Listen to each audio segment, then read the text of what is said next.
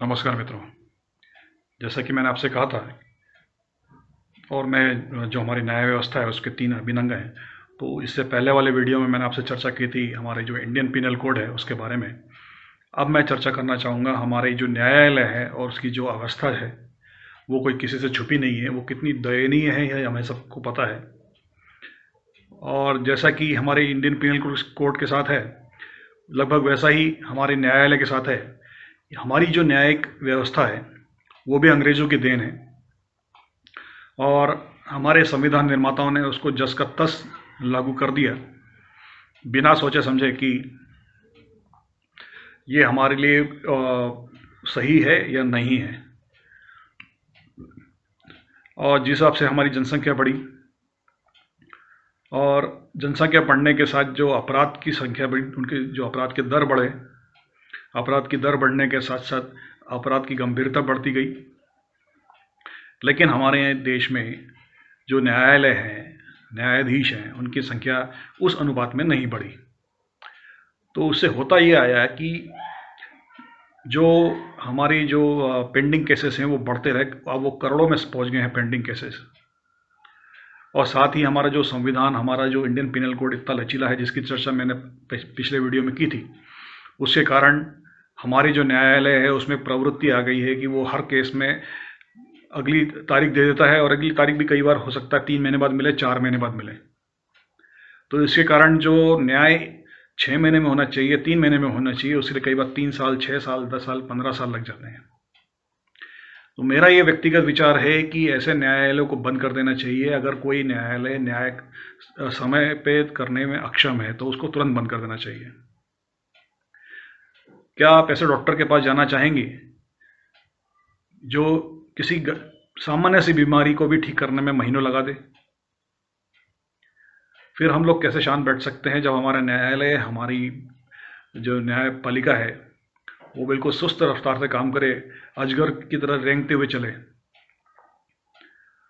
तो हमें इसमें मांग करनी चाहिए सरकार से, राष्ट्रपति महोदय से, और जितने भी हमारे जो न्यायाधीश हैं जो सुप्रीम कोर्ट में बैठते हैं, तो मेरा निवेदन उनसे है, विशेषकर हमारे राष्ट्रपति महोदय से, कि कृपया करके आप जो न्यायाधीश हैं सुप्रीम कोर्ट के और सरकार, इन दोनों को मीटिंग के लिए बोलिए और साथ में कोई ऐसा तरीका निकालिए कि जिससे जजों की संख्या बढ़े, न्यायालयों की संख्या बढ़े, और जिससे हमारा जो त्वरित न्याय मिले लोगों को।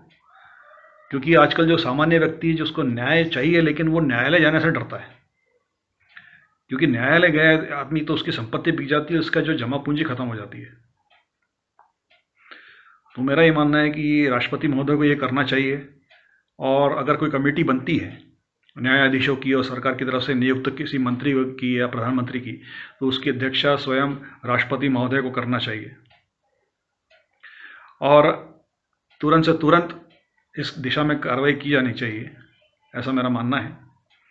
और जजों की संख्या बढ़ाने के लिए मैं जो सुझाव रखना चाहता हूँ वो ये है कि एक इंडियन जुडिशियल सर्विसेज की स्थापना की जाए। जैसे हम आईपीएस, आईएएस लोगों को चुनते हैं, तो हमें ऐसे युवा चुनने चाहिए जो आईजेएस यानी इंडियन जुडिशियल सर्विस में आने के इच्छुक हों। तो मेरा उसमें सुझाव ये है कि जिस व्यक्ति ने कानून की पढ़ाई की है और जिसने कम से कम 5 साल वकालत की है, सिर्फ उसी व्यक्ति को इस परीक्षा में बैठने की पात्रता होनी चाहिए, ताकि जब वो परीक्षा पास करे, न्यायाधीश बने, तो उसके पास कुछ व्यावहारिक अनुभव हो। और दूसरा, जब इस तरह के व्यक्ति आईजेएस में आए तो उनको किसी एक राज्य में ना बांध के रखा जाए, क्योंकि होता यह है कि जब एक राज्य में किसी अधिकारी को बांध दिया जाता है तो नेताओं और उस अधिकारी के मधुर संबंध बन जाते हैं। तो इस मधुर संबंध को बनने से रोकने के लिए कुछ ऐसा करना चाहिए कि वो जो व्यक्ति जज बनता है, न्यायाधीश बनता है, तो उसको कम से कम 2 से 3 राज्यों में उसको नियुक्ति दी जाए, ताकि वो उसका ट्रांसफ़र एक राज्य से दूसरे राज्य में होता रहे और उसकी जो स्थानीय लोग हैं, स्थानीय मंत्री हैं, उनसे मधुर संबंध न बन पाए। साथ ही जो 5 साल रहेंगे जो इच्छुक कैंडिडेट हैं उनको कहा जाए कि वो अपनी मातृभाषा के अलावा एक और भाषा सीख ले। 5 साल बहुत होते हैं एक भाषा सीखने के लिए।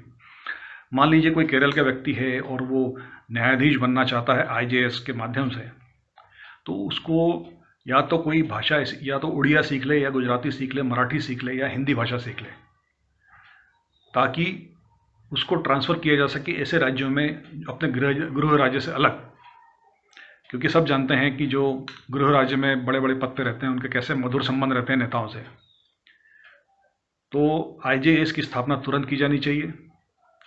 न्यायाधीशों को बैठ के ये देखना चाहिए कि हमारे जो कई अपराधी जेल में पन पड़े हैं, गरीब अपराधी जो जुर्माना और जमानत नहीं दे पाते, उनकी सज़ा की अवधि पूरी हो चुकी है लेकिन फिर भी जेल में पड़े हुए हैं, तो ऐसे लोगों को तुरंत रिहा किया जाए।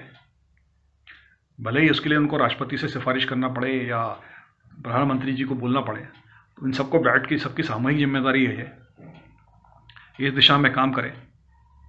और जो अनावश्यक से छुट्टियां रहती हैं हमारे न्यायालय में, वो बहुत ही बड़ा गंभीर विषय है। हमारा न्यायालय कई कई दिनों तक बंद रहता है, ये तो अक्षम्य है।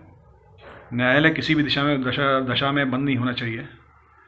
उसमें हमेशा उसके दरवाजे हमेशा भारत की जनता के लिए, जो सामान्य नागरिक के लिए खुले होने चाहिए। तो मेरा सुप्रीम कोर्ट से विशेषकर हमारा और उससे पहले राष्ट्रपति महोदय से मेरा अनुरोध है कि न्याय व्यवस्था में तुरंत सुधार की आवश्यकता है। और न्याय व्यवस्था में जो सुधार है वो आज की जो आवश्यकता है और आने वाले जो 50 वर्ष या 100 वर्ष की जो आवश्यकता है उनको ध्यान में रख के ये सब परिवर्तन होने चाहिए और तुरंत होने चाहिए।